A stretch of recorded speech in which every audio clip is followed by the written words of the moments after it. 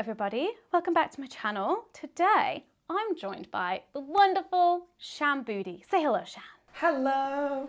So Shan is a friend of mine who is a YouTuber, a sex educator, and also a mum, a parent to two little people. Yes, two very active, rambunctious, adorable, life-changing little people. We are doing this video because basically I watched a video of Shan's where her and her husband were talking about how he's going to step away from the channel a bit.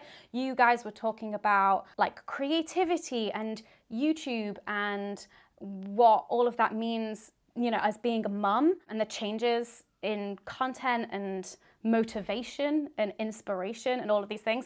And I just sent you this like essay long text after watching it, just like, oh my God, Shan, these are all thoughts that I am having. And so, yeah, I just wanted to chat with you about all of this stuff. What has been your experience since having kids? Like, obviously you've got two now in terms of work. So like, you didn't have a maternity leave. No, I did not give myself maternity leave. How was that? The first baby, it was okay. One, had my husband, which I'll explain why that's relevant. And then two, my sister came into town. And three, my firstborn was born in November, mid-November. And then after November-ish in America, things really slowed down, especially in the entertainment industry. So I didn't purposely take a maternity leave, but I basically had from November 12th to January 12th, where things were just so much less anyways. And it was the holiday season and people were off work. And because my experience was so positive and copable the first time, I thought I could do it again the second time. And the second time, my husband was on tour, so he was away. And it's August, and August ramping up going into September when people really start working really hard before the fourth quarter. And so I thought that I would have the same experience. Like, I can just kind of continue to work passively and it will be okay. It wasn't. It was exhausting. I remember I have somebody who works with me, my producer, and we were talking about this. I think she met my baby like 4 days out of the hospital. And that's how soon, you know, she was back in the office and I was sort of back in the swing of things. And even if I wasn't working totally full time, there was a lot happening. I did not have a positive postpartum experience the second time around. I had family come into town whom came to help, but I didn't really have a good connection with before that. And we hadn't worked out a lot of problems and I didn't realize how sensitive you are and how hormonal you are. And so even though I was happy for the help, I was still so conflicted from like previous experiences, and it ended up being a lot more difficult than I thought it would be. So all in all, yeah, that it was a difficult time in transition, but was able to get through it. And I'm now 7 months postpartum and things feel and look a lot different. But I do look back on that time and wish that I did what you did. Yeah, because I took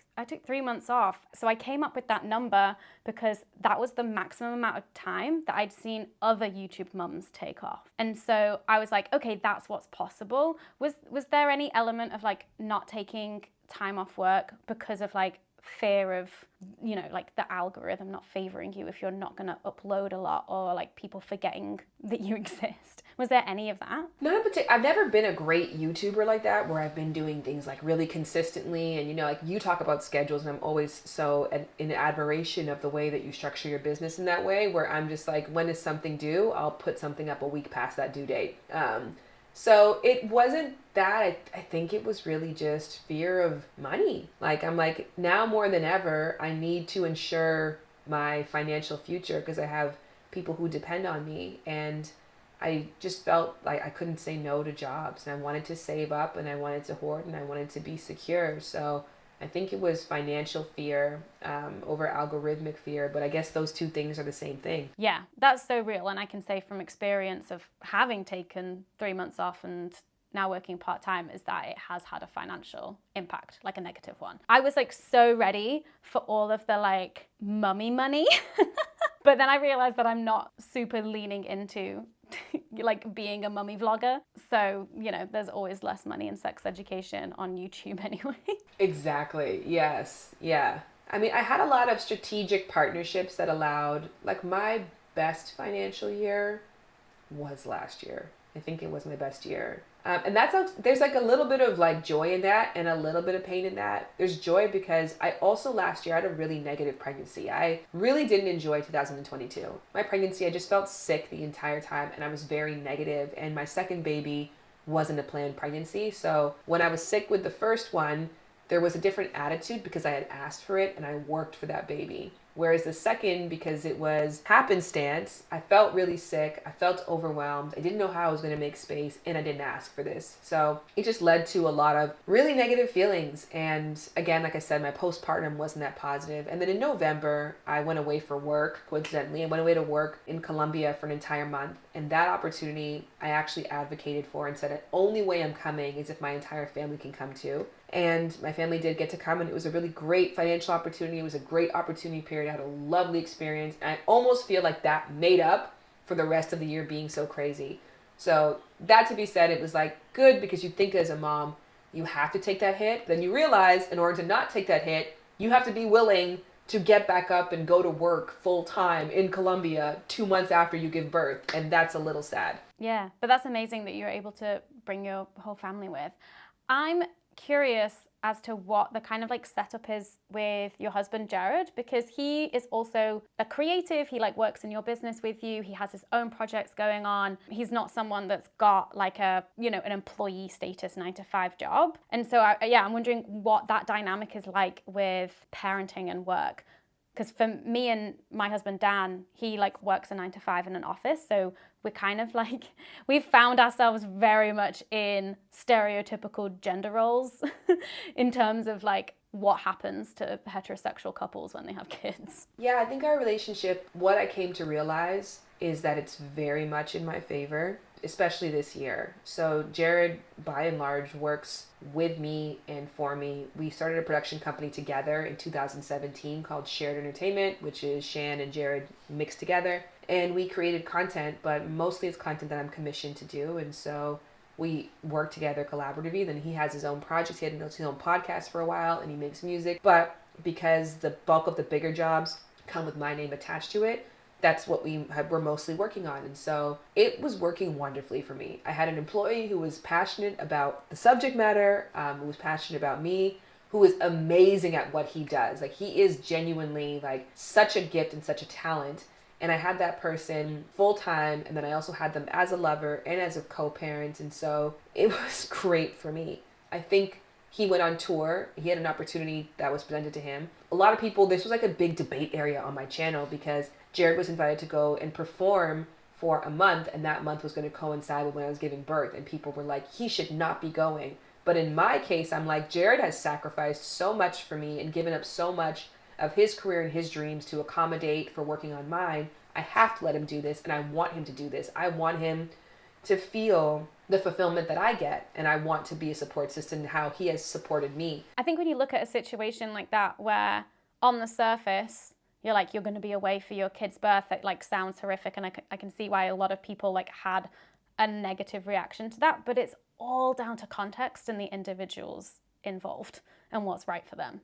No, I would never in a million years take that back. And like any opportunity that I can have to give Jared a chance to be his best self, I just feel like I owe so much to him. I really do. I owe so much to that. Financially even, like I could never afford to hire Jared. Like the amount of hours that he's put in, the time, I'd be bankrupt by now if that was an actual employee. So the way he's poured into me, I'm excited to pour into him. And I think that's, long story short, that's where we're at now in our relationship, where I'm looking for any opportunity to pour into him and support him. He's booked right now on a Hulu show. He's like working that. And so that means that I spend a lot more time alone with the kids. And I'm always really happy to do it. Like he feels guilty, like I'm not going to be back or I have to have an overnight trip. And I'm like, go. Even though it's challenging, I just like have so much gratitude that I feel like I want to make up for. And yeah, so we have it. It's not traditional in any case. And it probably doesn't have a sentence where I could apply and say, this is our routine. But I think that I look for any opportunity to give him the space to pursue what feels true to him as an individual. And he does the same for me. And that's the flow that works great. I say a lot of things in my life are kind of crazy. The one thing that's really not is my relationship. And that's a main reason also too I wanted to take it off of YouTube, because I'm like, this is actually incredible. And because we're putting it out there and we're talking a lot, you guys are making all these speculations about how negative it is, and it's anything but that. So that became exhausting too, of like the fan fiction around one area in life that I actually think I'm doing great. If you want to attack my parenting, please. I'm sure I'm doing a bunch of stuff wrong. Like, I am not secure in that at all. Is anyone secure in their parenting? I've not heard anyone be like, I am a great parent. I have moments of feeling like that. Actually, I have. My friend Shameless Maya, I think that she would say she's a great parent. I have another friend actually named Chris. I have met some people who it's like, I also say this too, like, given what I do for a living, I devote a lot of time on learning how to be a great romantic partner. And I think that is highly correlated with why I have a great romantic partnership. I don't invest the same amount of time in parenting, which is probably a correlation as to why I feel a lot less secure and confident in my parenting skills. Yeah, that's interesting. Are you a parenting book reader or no? Because I'm not. No, I'm not. That makes sense. It's like what you're saying. Like, we don't have time to dive into everything. And so you have to pick and choose what are the things that are important to you. And I don't know, for me personally, like, everyone's going to have their own thing when it comes to like how you get information and how you learn about parenting. But for me, it has just been learning on the job.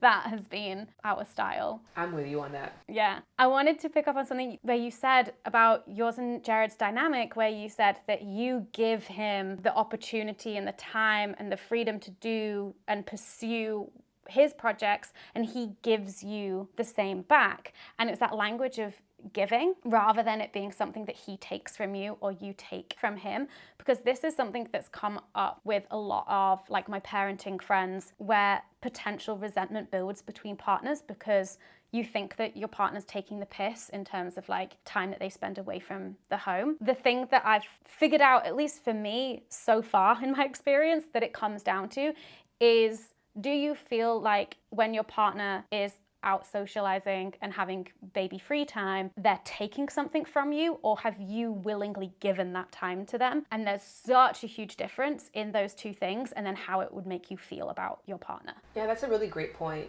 It's definitely give for me. And sometimes too, my partner is hyper socially aware, and to a fault. Jared is the person whom after every interaction is going to walk away and be like, did I say something wrong? Did I say something weird? Does that person feel bad? And you're like, no, everyone's fine. Everything's fine. But he's so worried about hurting or offending other people. And so a lot of times when he would go out, he would come back and feel bad. And I'm like, please, if you're going to be out there, be out there. Like, nothing is worse than me struggling at home with the two kids, and you're out to try to enjoy yourself, but you can't because you're thinking of me struggling at home. You didn't enjoy yourself. I didn't enjoy myself. One of us should take a break. And when I go out, I have fun. Like, I really like let go and lean in. I definitely have that internal clock of like, okay, I should get back, but I have a great time and I get to decouple myself from being somebody's wife and someone's caretaker and just being Shan. And I want to give him that experience too. And I think that when I come back and I have that light in my eyes again,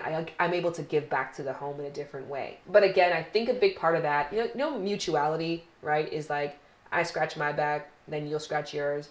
Other way around. I scratch your back, you scratch mine. But then when you're in a partnership where your back is never getting scratched, you're like, well, I'm not scratching your back. And so I think that's what happens with relationships where people don't look into leaning into the other person as a way to ensure that one day they will get support back.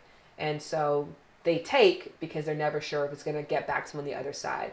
I think that we just develop a system of trust where we know that giving will always come back around. And so you never have to feel like I can't lean too far or else I might end up falling on my face. And it's never going to be a perfect like tit for tat in terms of, you know, like the scratching of each other's backs. It's never going to be, you're never going to find the like, well, I went out one night this week and so you get a night out this week. It's never going to be that like perfect balance of like trying to do the like maths of making it even. Like, and as soon as you start trying to tally those things, I think like that would be murky waters for us, because then it would be like, there's some resentment here because you're like, well, you got to do this and I haven't done this. Do you know what I mean?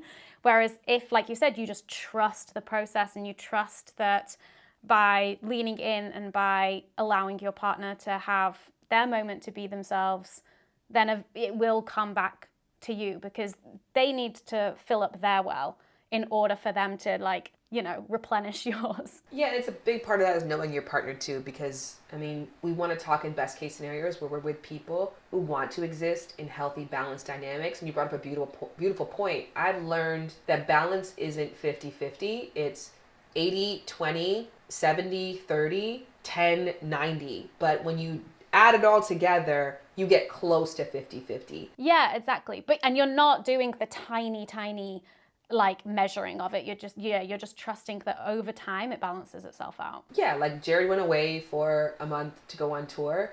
And then 2 months later, I said, please come to Colombia and help me look after these kids while I go work full time. So I sacrificed a month, and then he sacrificed a month for me, you know, a little bit later. So I also, I'm in school right now, and I'm taking a course on human development. And they were talking about freeloaders and how the human brain has a unique system that was designed to take score, to keep tally of who's a freeloader, because in a hunter-gatherer environment, freeloaders are a risk to the survival of the group. And I do genuinely believe that, like, that was an aha for me, because my entire life I've been accused of being really tit for tat. And I'm like, no, this is like an evolutionary strength that I have, this part of my brain is highly developed. So I will say that I am somebody who is really in tune with how much I am giving and how much I'm receiving.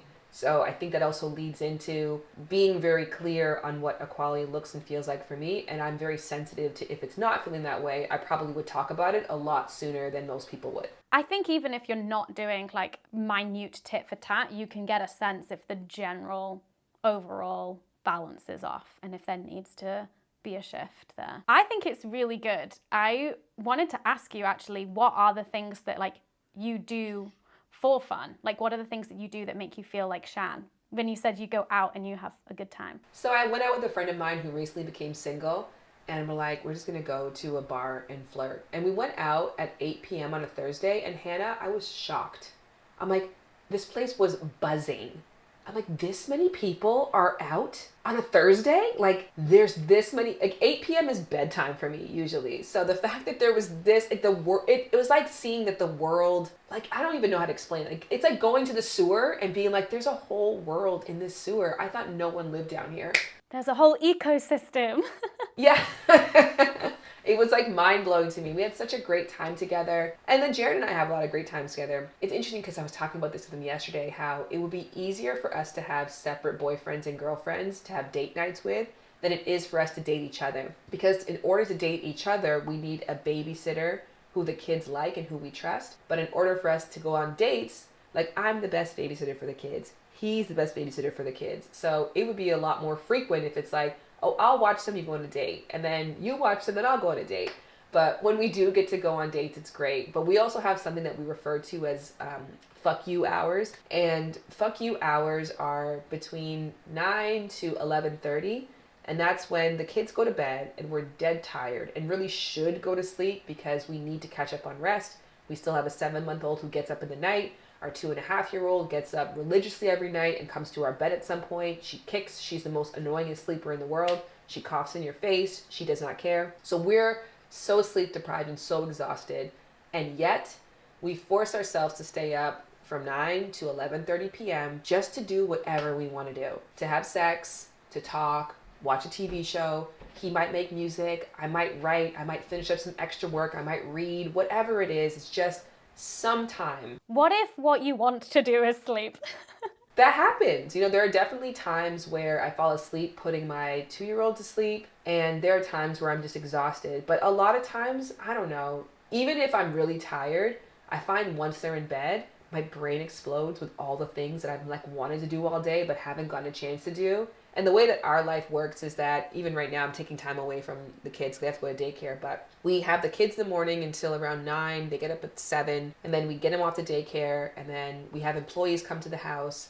And then at 4:30, the kids come back and the employees leave, and then we're with the kids until bedtime. So there's a continuousness. Like, there's no car ride where you're decompressing. There's nothing that's like, there's no lunch hour. Yeah, you've got no commute to like transfer from work mode to parent mode. Yes, it's like a run-on sentence. So even when I am exhausted, I feel like those hours, my brain is like, you need to do something just for you or just for you and Jared. Yeah, I love that. Those hours in the evening are really precious. I think ours are just a bit earlier. So ours are kind of like I would say from 8 until 10, I get my 2 hours, my 2 hour window of like... Because Rowan's down at 8 p.m. At the moment, 8 p.m. is his bedtime, but everything's a phase, isn't it? And then I'm usually asleep by 10:30.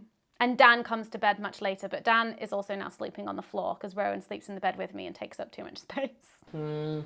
I know that struggle. That's our setup. It's interesting because we talked about this in the last video, how, we were discussing whether people who don't have kids can give parenting advice. And in a video that Jared and I did, we were talking about not sleeping in the same bed. And somebody in the comments was like, this is such a sign you guys are about to break up. You need to go to counseling right now. You need therapy. Like, if you're not in the same bed, it's only a matter of time. And I'm like, anybody with small kids knows why we're not sleeping in the same bed. So that was one of those things where it's just like, you just don't get it until you're there. And even like last night, our daughter came up at 2 a.m. and as soon as she came into bed, I was like, how do I get out of here and get to my own bed? Because it just changes the dynamic and makes sleep so much more uncomfortable. So it's a gift to sleep alone, honestly. Yeah, dreamy. You asked earlier about like mine and Dan's balance as well.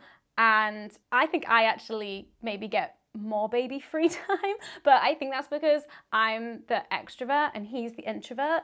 So if Dan gets baby free time when he's not at work, it's because I've taken Rowan out. So he like has his baby free time at home, and then I always have my baby free time out and about. Like, going to the theatre is my thing at the moment because I didn't get to do it throughout the pandemic or my pregnancy. So actually now I'm like, theatre time. But I think that dynamic is interesting between me and Dan, was like my baby free time is always out of the house. But then it also means that if I'm facilitating Dan's baby free time, I have to be out of the house as well. So what that does mean, whilst I am an extrovert and I do like getting out and about, it means that I never really get alone time at home. Yes. Which is so crucial, but it's just one of those things where at the moment it's harder to facilitate that. Like sometimes on the weekend, Dan might take Rowan out for a walk for his nap, which means I'm like, okay, I get an hour by myself at home, but it's not a huge amount. But then I have to think, what are my priorities? Would I rather have an evening at home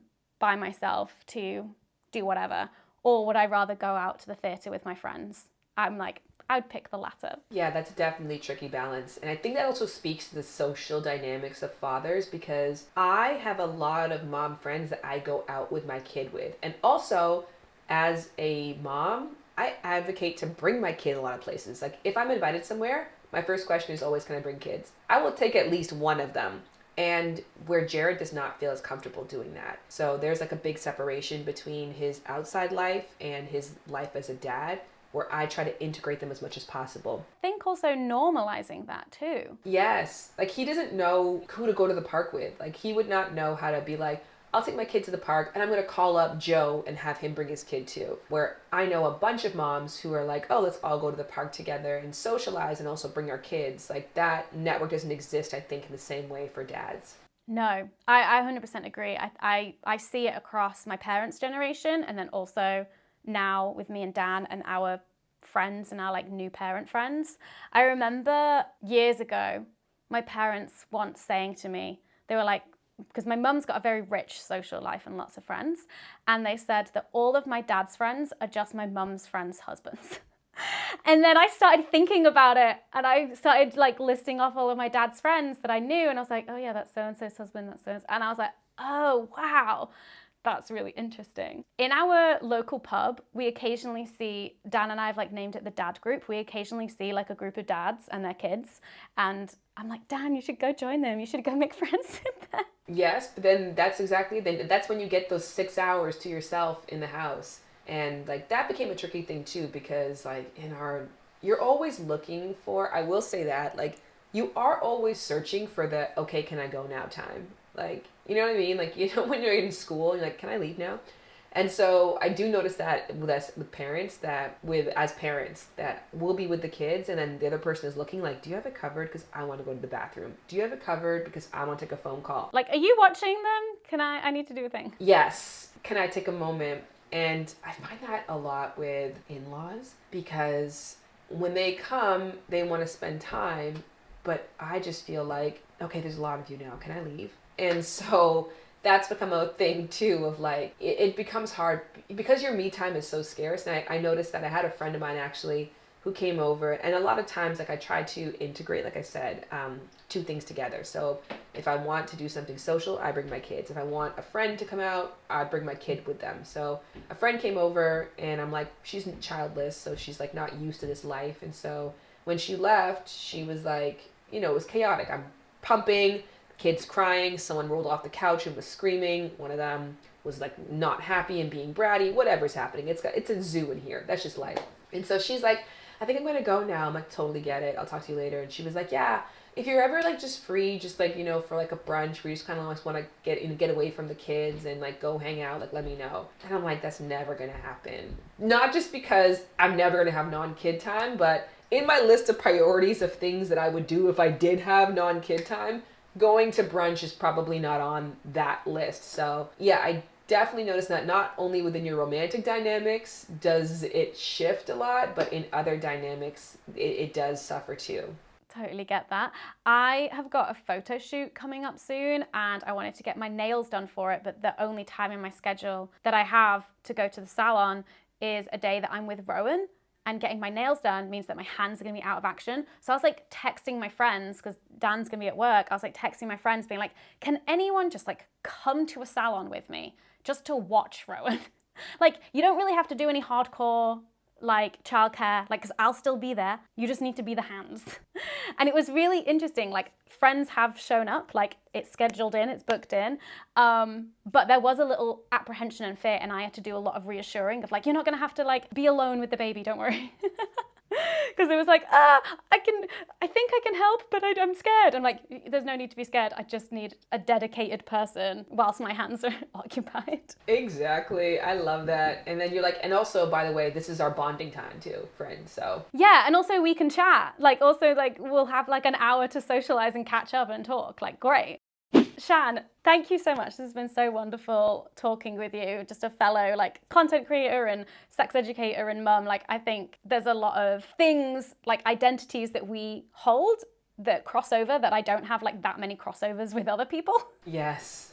And so it's really lovely, you know, to be going through these experiences side by side. It is. It's so reassuring to know that you're not alone, and to hear other people's stories, and not just sharing in people's misery, which we talked about, vulnerability porn. So thank you for that term.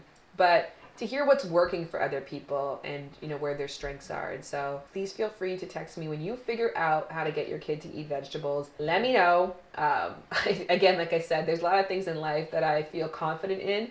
Parenting is not one of them. So I would love to continue chatting with you about this and learning from you. Absolutely, same here. And for folks watching, definitely go check out Shan. We also did a video over on her channel talking a bit more about parenting, but then also like how that relates to our identities as sex educators and sexual beings, and how that is perceived by others as being mums. So definitely check that out, and all of Shan's amazing work. Thank you so much, Shan. This has been wonderful. Thank you. I'm gonna look after these kids right now. I can hear them in full force upstairs. Bye. All right, bye.